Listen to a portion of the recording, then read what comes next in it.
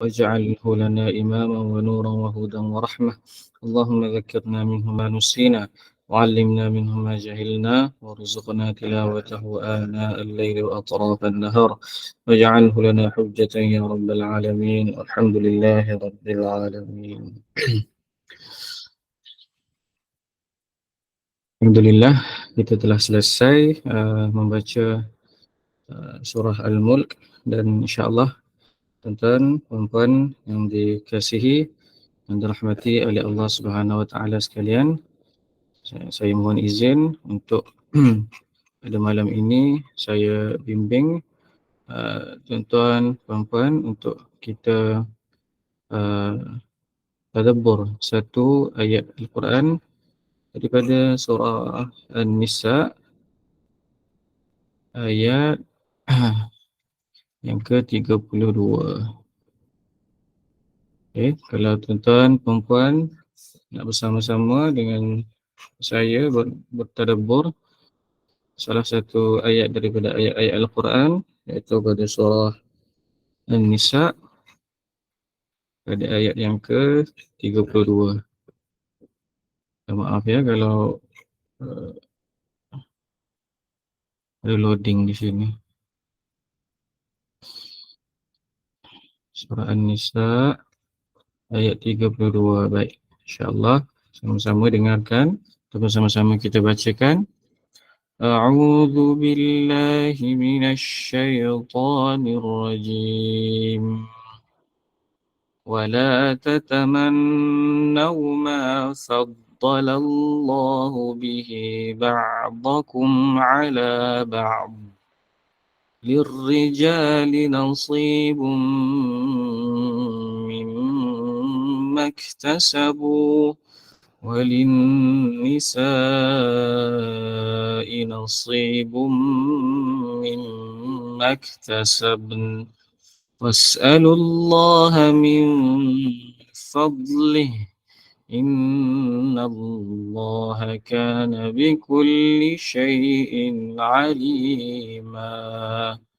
Sadaqallahul Azim. Ayat yang ketiga, surah An-Nisa ayat yang ke-32. Tuan-tuan, perempuan yang dirahmati Allah Subhanahu Wa Taala sekalian, mohon berikan tumpuan atas apa yang ingin kita bincangkan pada malam ini, kerana ini adalah perkara yang amat penting apabila ia bersangkut paut dengan tadabbur Al-Quran, kerana setiap daripada kita adalah disuruh untuk membaca Al-Quran, beribadah dengan membaca Al-Quran, dan diberikan pahala apabila kita beribadah dengan membaca Al-Quran. Namun ada satu yang kita perlu faham ataupun yang kita perlu lakukan, ialah kita berkomunikasi dengan ayat-ayat Al-Quran. Untuk kita berkomunikasi dengan ayat-ayat Al-Quran secara peribadi, secara sudut pandang kita, tanpa kita mengajarkan kepada orang lain, ianya dibenarkan. Maksud saya, apa sahaja ayat Al-Quran yang kita baca dan kita baca sejemahannya dan kita kaitkan apa dengan diri kita, insya-Allah dibenarkan. Tapi kalau kita tak ada ilmu, kita tadabbur ayat Al-Quran secara membetul-tuli dan kita mengajarkan orang lain, maka perkara itu adalah dilarang. Kerana kita tidak boleh mengajarkan ataupun kita tidak boleh berpegang ataupun kita tidak boleh menyebarkan perkara-perkara yang kita tiada ilmu berkenaan dengan perkara tersebut, kerana dia bimbangi kita termasuk dalam golongan yang telah dijanjikan oleh Allah Subhanahu Taala di dalam api neraka. Apa yang dijanjikan oleh Nabi sallallahu alaihi wasallam? Barang siapa yang mengatakan sesuatu yang bukan daripada aku, maka ingatlah, maka takutlah, maka ingatlah larangan Allah, janji Allah, iaitu akan disediakan tempat kepada orang tersebut di dalam api neraka. Jadi nasihat untuk diri saya dan juga diri tuan-tuan dan puan-puan, juga para ibu-ibu, ayah-ayah yang ada di dalam ini. Sungguh pun kita selalu mendengar perkongsian ataupun ceramah, tapi untuk kita sampaikan kepada orang lain, kita perlukan tazkiyah. Apa itu tazkiyah? Tazkiyah ini ialah pengakuan. Pengakuan daripada guru kita kepada kita bahawasanya kita telah layak untuk mengajarkan orang lain. Kita telah diberi tazkiyah, pengakuan daripada guru kita bahawasanya kita sudah boleh menyebarkan ilmu yang kita dapat kepada orang lain. Itu salah satu syarat untuk menjadi guru, ataupun ustaz, ataupun ustazah, ataupun guru agama. Dia perlu ada tazkiyah, dia perlu ada pengakuan daripada guru-gurunya bahawasanya si fulan telah layak untuk mengajarkan ilmu agama kepada orang lain. Kerana bimbang ancaman Allah SWT akan diberikan tempat di dalam api neraka. Kalau diberikan tempat dalam syurga tak apa. Jadi hadis yang balighu anni walau ayah, sampaikanlah daripadaku walaupun satu ayat, perlu dibaca sekali dengan hadis yang janji Allah azab bagi mereka yang menyampaikan perkara-perkara yang bukan di dalam ilmu pengetahuan mereka, akan diberikan, disimpan tempat dalam api neraka. Ya betul, ada anjuran untuk kita menyampaikan kepada orang lain walaupun satu ayat, tetapi jangan kita ambil separuh, kita tinggal separuh. Balighu anni walau ayat tu baru separuh. Itu adalah anjuran untuk kita menyampaikan. Tapi ada satu lagi anjuran, iaitu jangan kita sampaikan perkara-perkara yang tidak dalam ilmu pengetahuan kita. Kita dapat daripada WhatsApp, kita dapat daripada website, kita pun hebahkan, sebarkan. Sedangkan perkara itu kita tak mengaji pun. Kita hanya sekadar jadi penyampai, tukang penyampai. Sebenarnya bukanlah itu dalam ilmu kita. Jadi berhati-hati sebelum kita menyampaikan sesuatu perkara, pastikan perkara tersebut adalah dalam ilmu pengetahuan kita, dan lebih-lebih baik lagi perkara itu telah disahkan oleh guru-guru kita, para asatizah kita, yang kefahaman kita itu benar. Bimbang kefahaman kita salah, maka kita menyampaikan perkara yang salah dan akhirnya dijanjikan tempat dalam api neraka. Wal'iyadhu billahi min dhalik. Semangat untuk menyampaikan ilmu pengetahuan itu bagus, tapi perlu ada al-hadar, perlu ada peringatan, perlu ada berhati-hati. Di apakah berhati-hati itu? Berhati-hati itu adalah pada menyampaikan perkara yang tidak ada dalam pengetahuan kita. Ramai sekarang dia tak takut kepada firman Allah, wala taqfu ma laysa laka bihi ilm innas sam'a wal basar wal fuad kullu ulaika kana anhu mas'ula. Janganlah kamu sampaikan perkara-perkara yang tidak ada dalam pengetahuan kamu. Sesungguhnya innas sam'a, pendengaran, wal basar, penglihatan, wal fuad, hati, kullu ulaika kana anhu mas'ula. Semua tiga perkara ni akan ditanya oleh Allah Subhanahu Wa Taala. Ditanya berkenaan apa?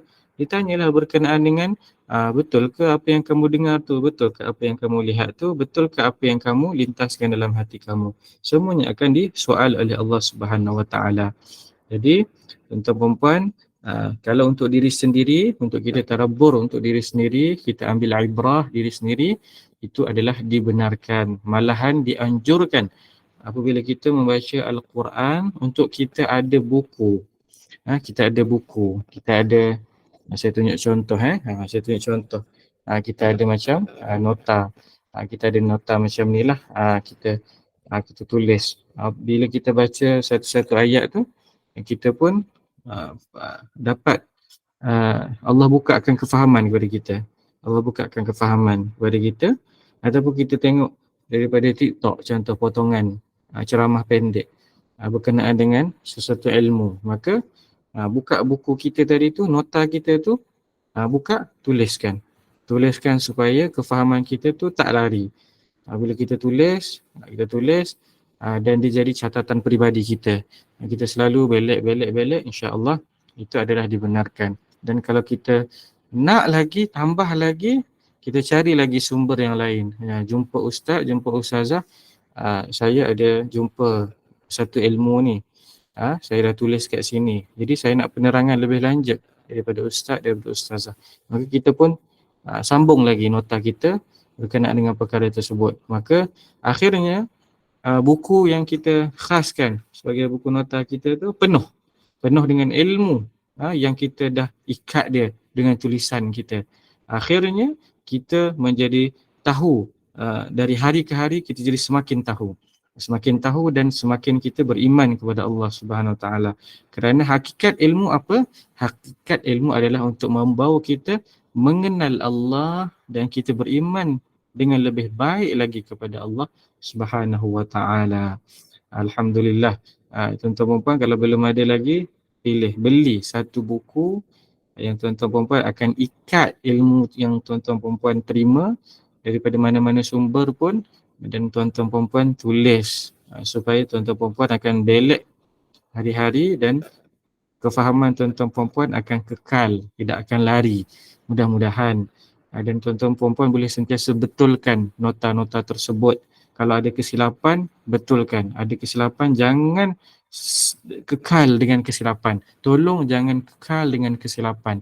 Kerana kalau kita kekal dengan kesilapan, kita ambil perangai apa?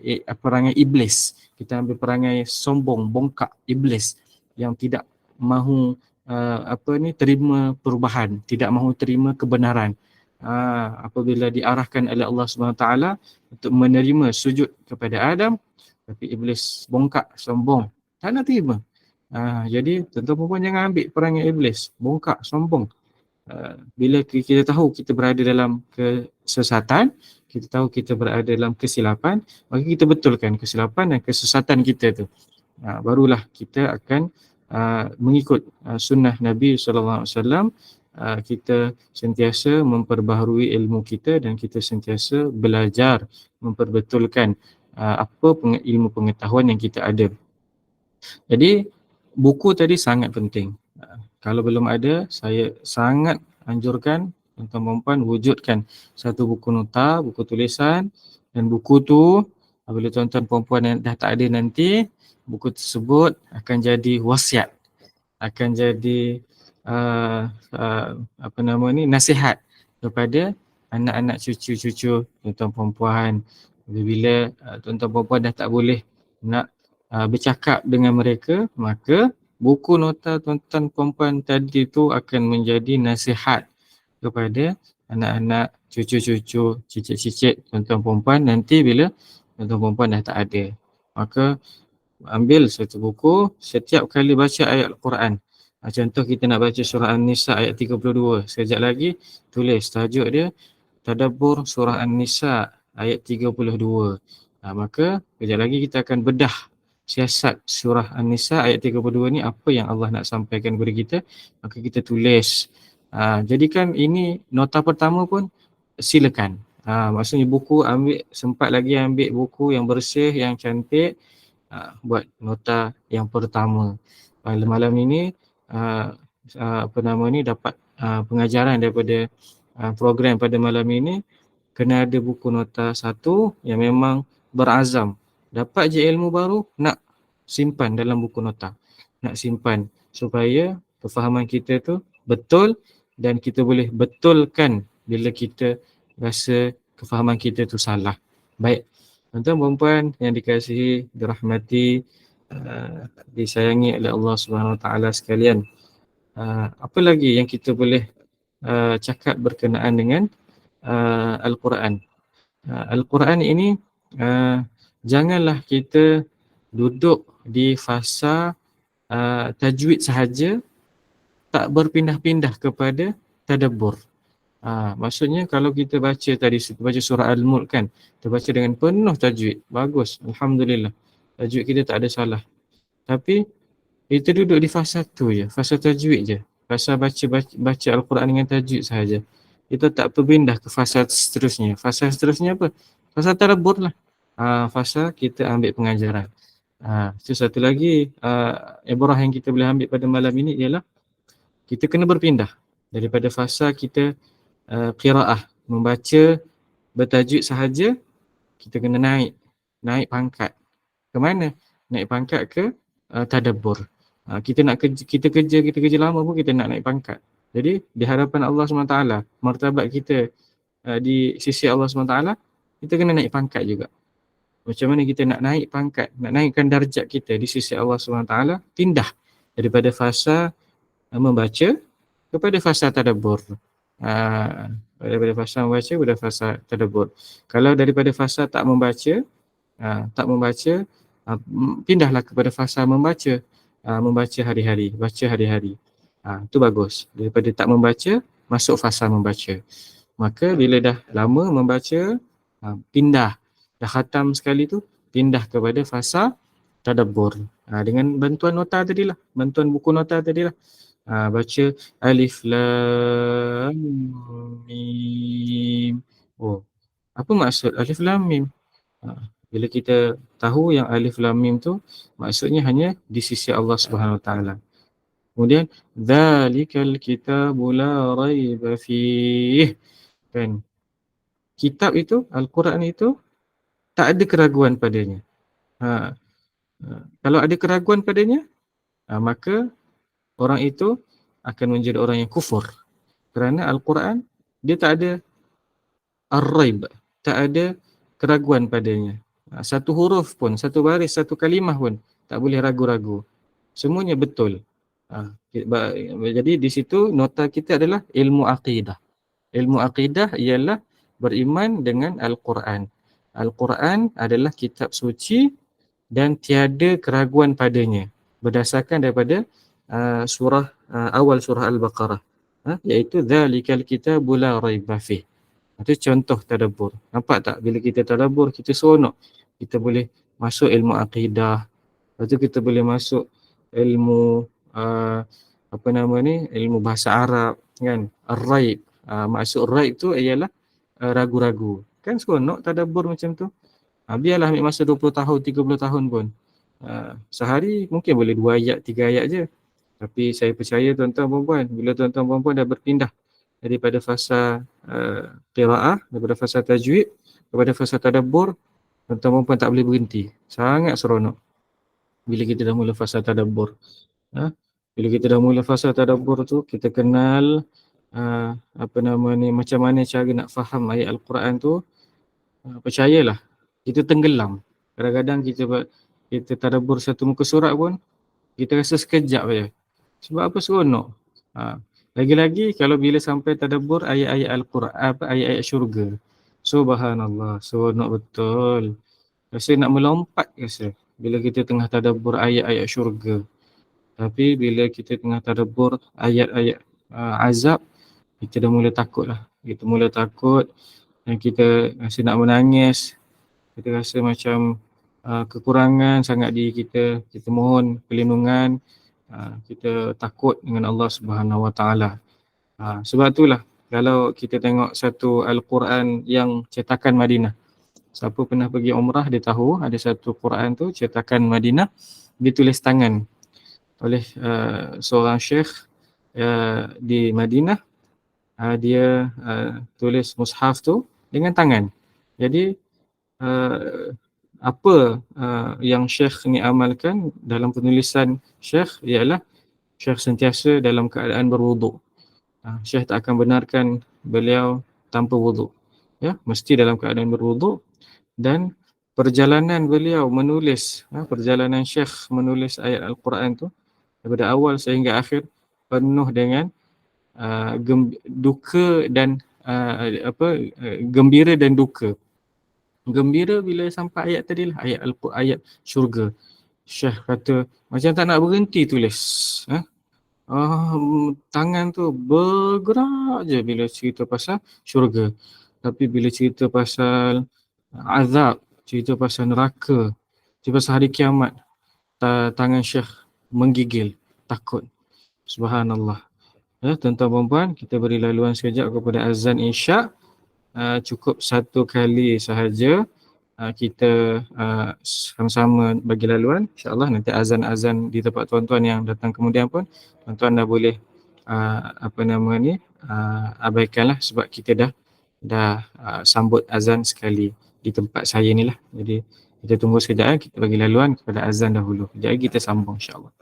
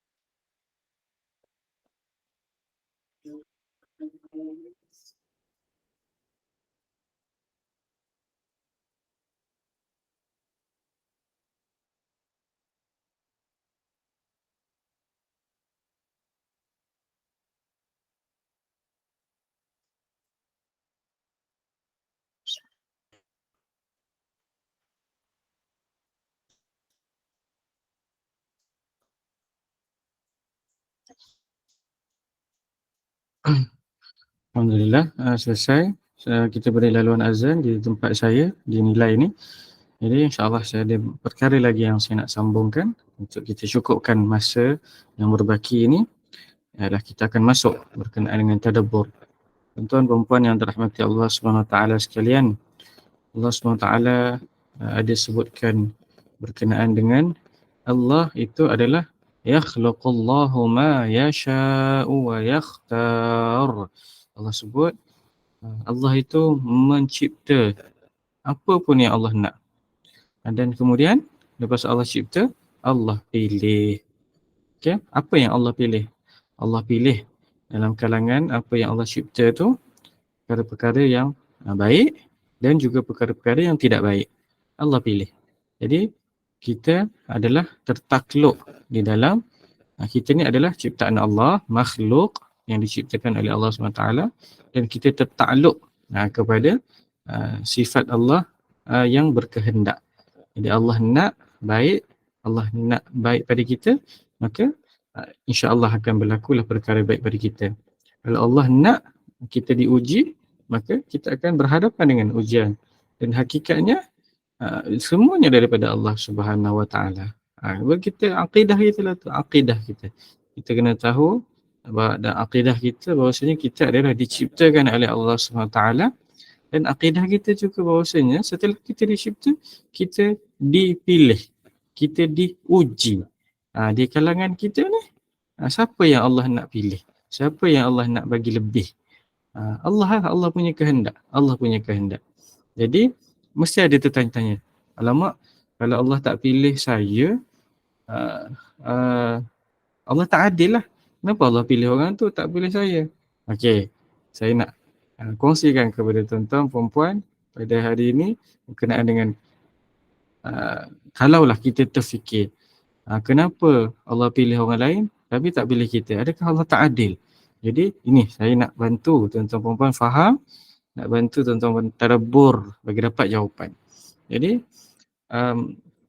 pernah tak kita selain daripada kita fikir kenapa Allah pilih orang lain tak pilih kita, kan, adakah Allah tak adil? Ataupun pernah tak kita pernah terfikir yang kita nakkan jadi seperti orang lain, orang tu kaya, kita nak jadi macam dia. Pernah tak kita terfikir orang tu jadi orang yang penting, orang yang ada jawatan penting, kita pun nak jadi macam dia. Pernah tak kita terbayang yang orang tu ada kebahagiaan keluarga, kebahagiaan rumah tangga, kita nak jadi macam dia. Kalau kita pernah macam tu, maka kita kena banyakkan beristighfar kepada Allah Subhanahu Wa Taala. Kenapa saya cakap istighfar? Kerana dalam ayat ni Allah ajarkan kepada kita wala tatamannau ma faddalallahu bihi ba'dakum ala ba'd. Jangan, Allah kata jangan, Allah larang. Jangan kamu harapkan perkara yang Allah telah berikan kepada orang lain yang tidak diberikan kepada kamu. Allah kata jangan. Jangan kamu harap apa yang ada pada orang ada pada kamu. Tapi itu baru bersifat makruh. Kita nak apa yang orang ada baru makruh. Tak dosa lagi. Tapi dosa di mana? Bila mana apa yang kita nak daripada orang lain tu kita rampas daripada dia. Kita nak kekayaan dia, kita rampas kekayaan tu daripada dia.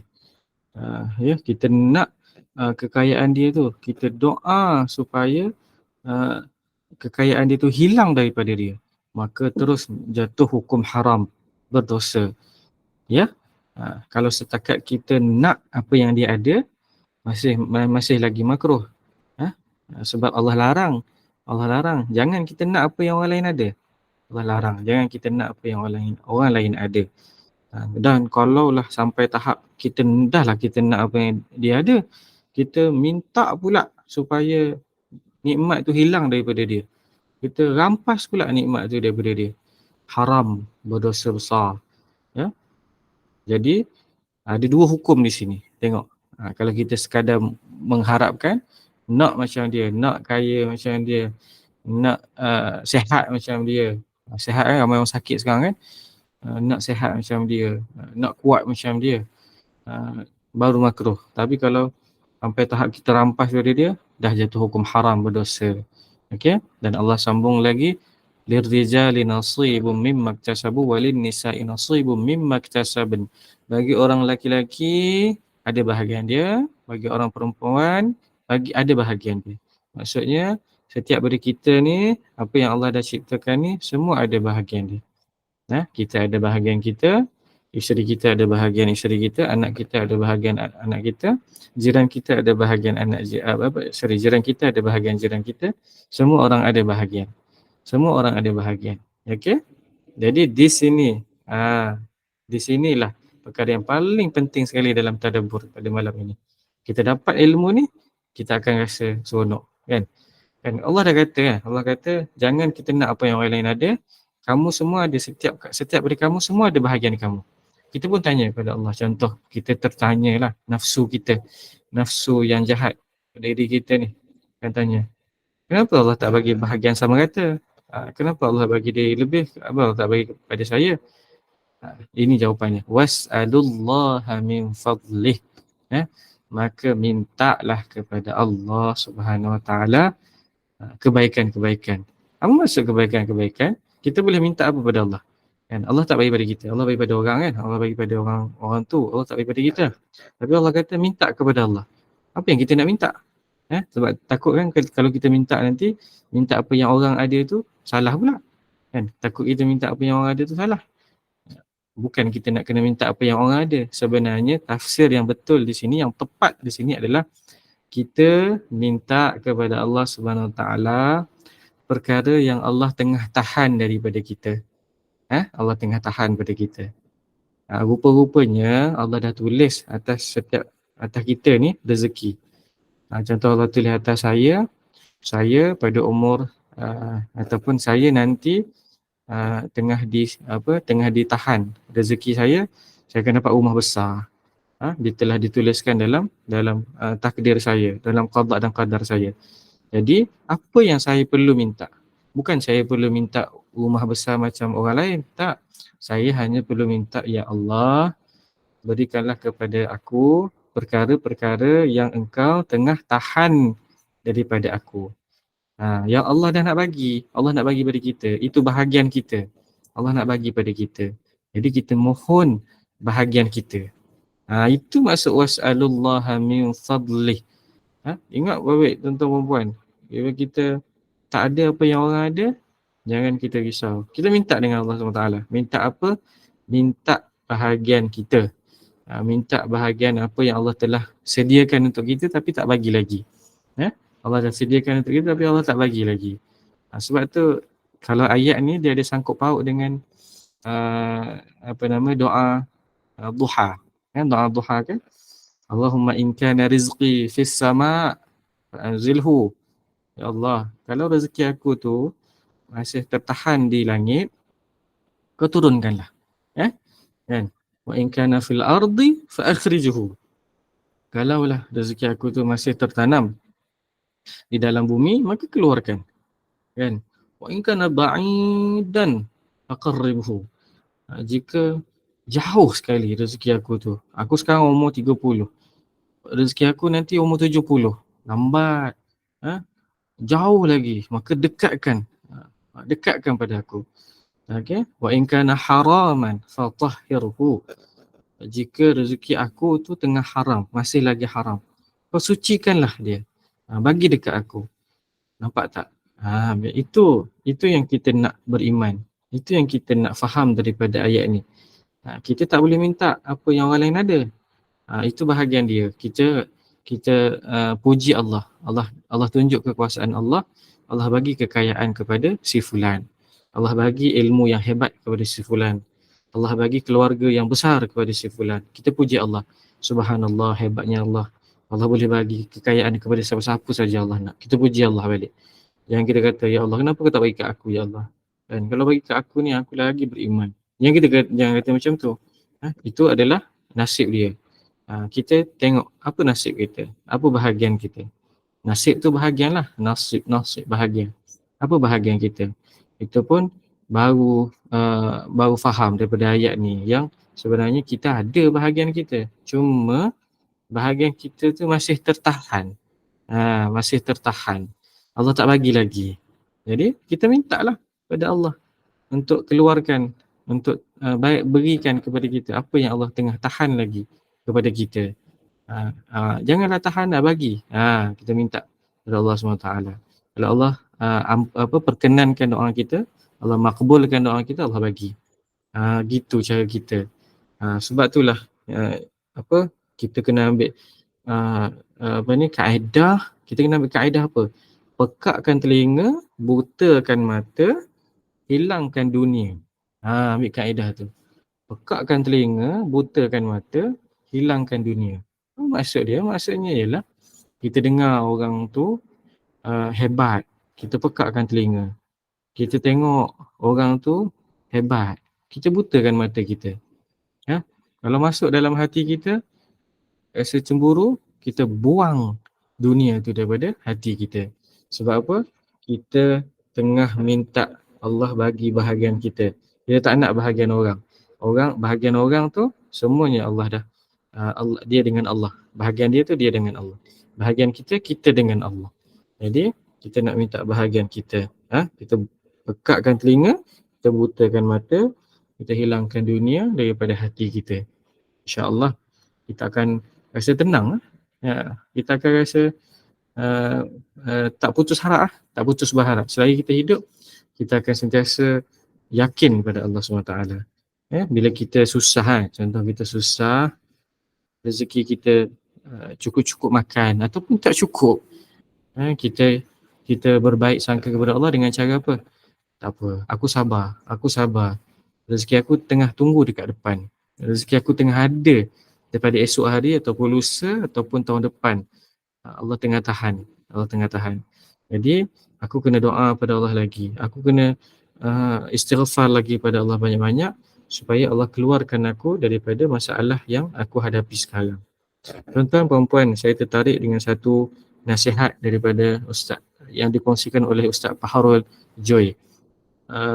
Beliau ada kongsikan manusia suka sibuk habiskan masa untuk selesaikan masalah. Masalah yang dia tak ada kuasa pun pada masalah tu. Kalaulah masalah kita kotor dekat kuku, kita ada kuasa untuk hilangkan kekotoran dekat kuku kita. Tapi kalau masalah kita hilang pekerjaan, mana kita ada kuasa untuk kita dapatkan balik pekerjaan. Jadi apa yang ditegur, apa yang dinasihatkan kepada kita ialah kita suka habiskan masa untuk kita selesaikan masalah.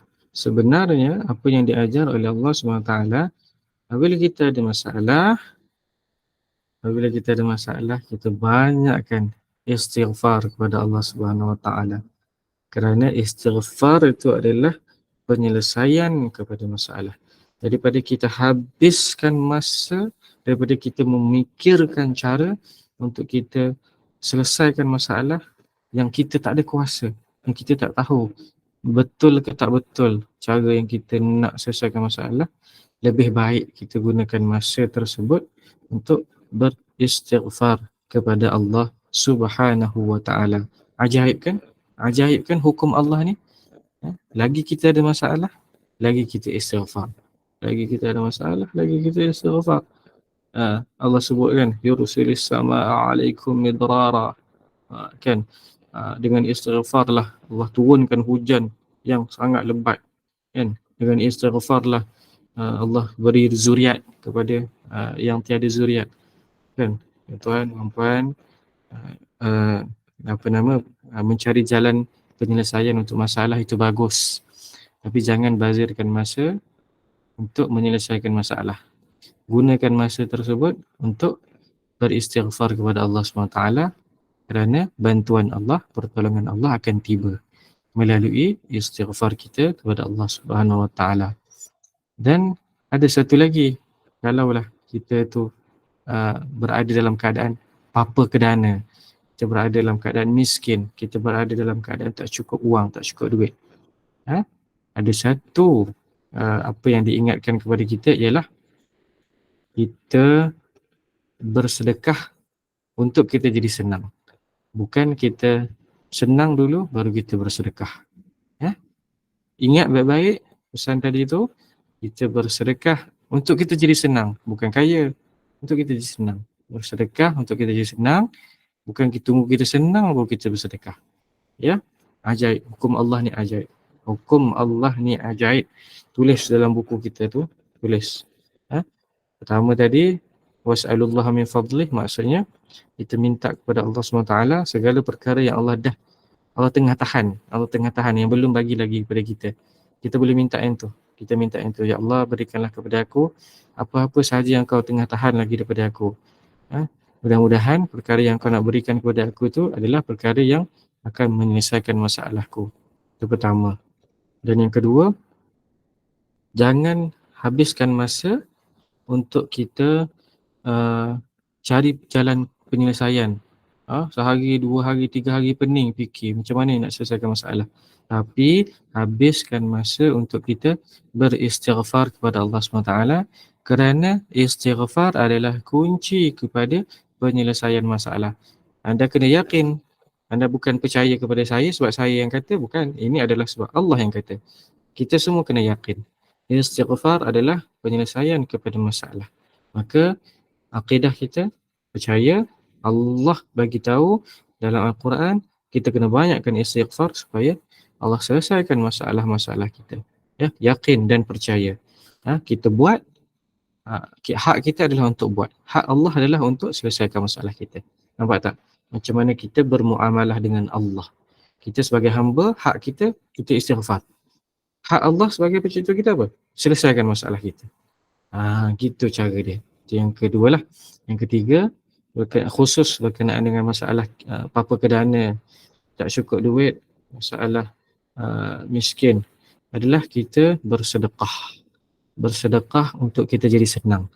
Bukan kita tunggu senang baru kita bersedekah. Ya, itulah antara hukum Allah yang ajaib. Yang ajaib yang kita pun tak boleh fikir dengan akal yang kita rasa kita hebat ni. Akal fikiran kita yang kita rasa bijak ni tak boleh fikir. Hukum Allah meliputi daripada tu. Dan saya tambah, sedekah kita tu yang paling baik kat mana? Sedekah itu. Kita duk carilah sedekah orang banjir lah, orang Palestin yang jauh-jauh. Rupa-rupanya anak kita pun, anak bini kita pun tak cukup pakaian, tak cukup pakai, tak cukup makan. Itu yang lebih afdal. Keluarga kita sedekah kepada keluarga kita, itu lagi afdal. Keluarga kita dah cukup, kita tengok kepada saudara kita. Saudara kita dah cukup, kita tengok pada jiran kita. Itulah sedekah paling afdal. Kalau kita nak cari sedekah jauh-jauh, masjid lah, apa nama ni, yalah macam-macam sedekah kan. Sedekah dulu kepada keluarga kita. Khairukum li ahli. Yang terbaik di kalangan kamu yang baik kepada keluarga dia. Ini buat apa kita keluarkan sedekah kepada orang jauh sedangkan anak bini kita makan tak cukup. Kesian. Jangan kita jadi orang macam tu. Kita kena jadi orang yang berilmu. Kalau kita nak bersedekahlah yang terbaik kepada ahli keluarga kita dahulu. Ya, setakat itu sahaja tadabbur kita pada malam ini. Saya ada terima satu soalan. Ustaz, bagaimana kita peruntukkan masa berfikir untuk selesaikan masalah jika masa kita banyak untuk istighfar? Kepada sahabat yang bertanya, subhanallah, saya boleh kongsi apa yang saya sendiri rasa. Bila kita rasa, kan bila kita ada masalah kan, kita hati kita, dada kita rasa ketat ni. Dada kita rasa ketat, kepala kita rasa ketat kan. Masa tu Astaghfirullah kan, sambil bawa kereta ni, Astaghfirullah, sambil tengah pangku anak, Astaghfirullah. Dah tengok pada dia tengah minum susu ni, duit cukup tak cukup nak beli susu, bila kalau susu ni habis ni, Astaghfirullah kan. Lepas tu kita fikir duit cukup tak cukup, mana nak cari duit, bazir masa. Apa yang kita buat? Astaghfirullah. Ya, astaghfirullah. Ya, bila kita lakukan hak kita, iaitu kita beristighfar, maka Allah akan lakukan hak Allah, iaitu menyelesaikan masalah kita. Percaya tuan-tuan, percaya, yakin. Haqqul yakin, percaya dengan sepenuh keyakinan bahawasanya apabila kita beristighfar, maka Allah akan turunkan bantuan kepada kita. Allah akan turunkan Allah akan buka jalan penyelesaian jalan kepada penyelesaian masalah kepada kita. Ya, maka tuan-tuan perempuan, satu ayat sahaja kita tadabbur tapi banyak yang kita boleh dapat. Sebab dunia kita hari ni kan kita berhadapan dengan masalah ekonomi, kita berhadapan dengan masalah gaji yang kecil, kita berhadapan dengan masalah hilang pekerjaan. Jadi ramai orang yang stres bila tengok golongan yang kaya makin kaya, golongan yang tak kaya ni tak kaya sampai bila-bila. Maka saya nak install dalam diri tuan-tuan perempuan, jangan tengok orang lain, tengok diri kita dan kita doakan supaya apa lagi bahagian yang tengah tertahan, yang telah Allah tuliskan kepada kita, supaya Allah buka, Allah bagi. Allah bagi kepada kita, itu adalah hak kita, itu adalah dibenarkan oleh Allah SWT dan disuruh pun oleh Allah SWT. Aqul qawli hadha wa astaghfirullah al-azim li wa lakum. Terima kasih kepada tim Spark yang menjemput. Mudah-mudahan kita dapat manfaat. Jadi saya serahkan kepada admin semula. Alhamdulillah, terima kasih Ustaz kerana sudi meluangkan masa pada malam ini memimpin bacaan suratul Mulk serta tadabbur ayat surah An-Nisa ayat ke-32. Terima kasih juga kepada tim SPAQ dan para jemaah yang setia bersama dari awal hingga akhir. Semoga kita mendapat keberkahan dan keredaan Allah dan juga semoga kita sentiasa istiqamah dalam menghadiri majlis-majlis ilmu seperti ini. Saya ingin berkongsi sedikit tentang apa yang telah Ustaz beritahu tadi. Kita haruslah sentiasa menyemak status atau level diri kita. Di manakah kita, status kita semasa kita membaca Al-Quran. Adakah kita di level qiraah, level tilawah atau kita di level tadabbur dan terberhenti di situ saja. Sebab kita setelah sampai ke level-level itu, kita haruslah beramal dengan apa yang telah kita pelajari. Dan tentang ayat daripada surah itu tadi, pengajaran yang boleh kita dapat adalah kita jangan berasa iri hati dan persoalkan pembahagian nasib atau pembahagian apa yang telah Allah tetapkan kepada kita semua. Baiklah, sebelum berpisah saya serahkan semula majlis kepada Afadi Ustaz untuk menutup majlis dengan tasbih kafarah dan suratul As. Silakan Ustaz. Subhanakallahumma bihamdik asyhadu an la ilaha illa anta astaghfiruka wa atubu ilaik. Bismillahirrahmanirrahim. Wal 'ashr. Innal insana lafi khusr illa alladhina amanu wa 'amilus shalihat wa tawassaw bil haqq wa tawassaw bis sabr.